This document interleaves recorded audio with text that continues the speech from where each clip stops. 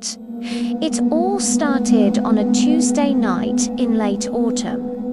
I live by myself in a small rented house right on the edge of town. You know, the kind of place where the street lights flicker out after 10 p.m.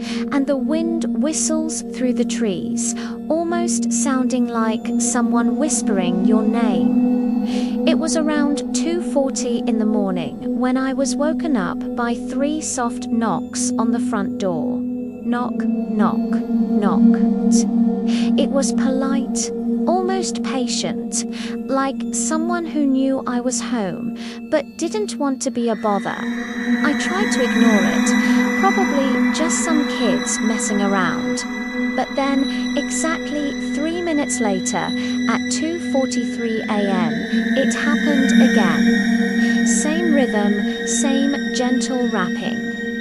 By the third time, at 2:46, I was more annoyed than scared. I swung my legs out of bed and crept to the front door.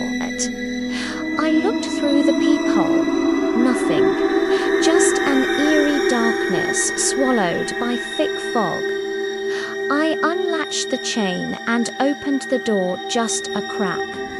The porch was empty. There were no footprints in the morning dew on the steps. Nobody. I locked up, went back to bed, my heart still thumping a bit from the weirdness of it all. I finally started to drift off again, and then, at 3 a.m. sharp, the knocks came again. But this time, they weren't on the front door.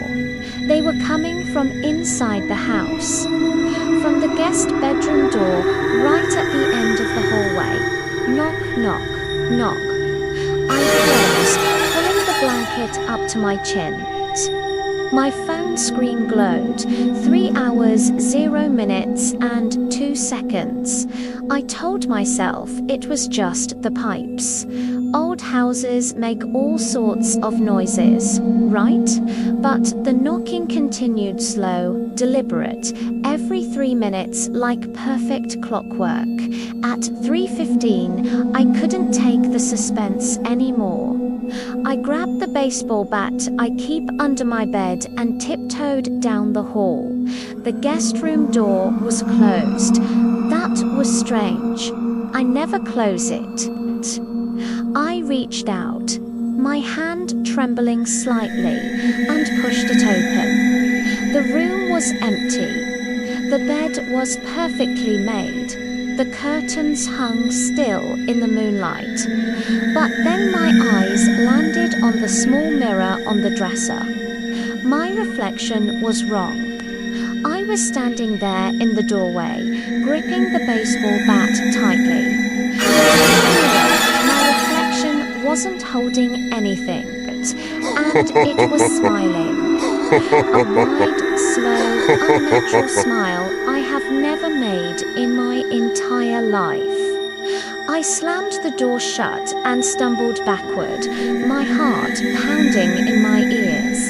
And just like that, the knocking stopped. For the rest of the night, there was only silence. The next morning, I forced myself to search the room. I checked under the bed, in the closet, everywhere. I found nothing out of the ordinary, except for one thing. Lying on the pillow of the guest bed was a single, long black hair.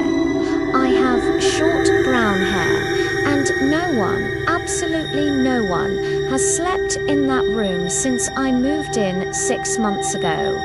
That night, I didn't even try to sleep. And sure enough, at 2:40 a.m., the knocks on the front door started again. I didn't move. At 3 a.m., the knocking from the guest room returned. This time, I put on headphones and cranked up the music, desperate to drown it out.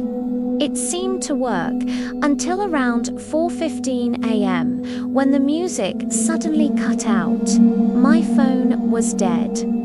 Just completely black, even though it had been at 87% charge. In the sudden, deafening silence, I heard it.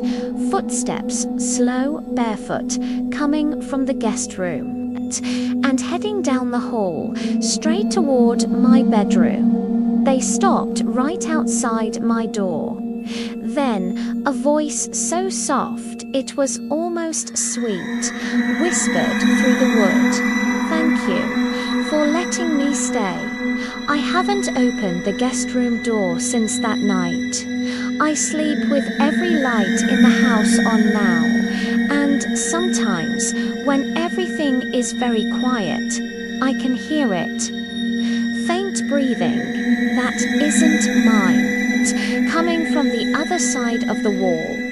I think about moving out every single day, but deep down, I know it wouldn't make a difference. Because whatever this thing is, it's not in the house anymore. I think it's in me now, and it's just waiting patiently for me to fall asleep again."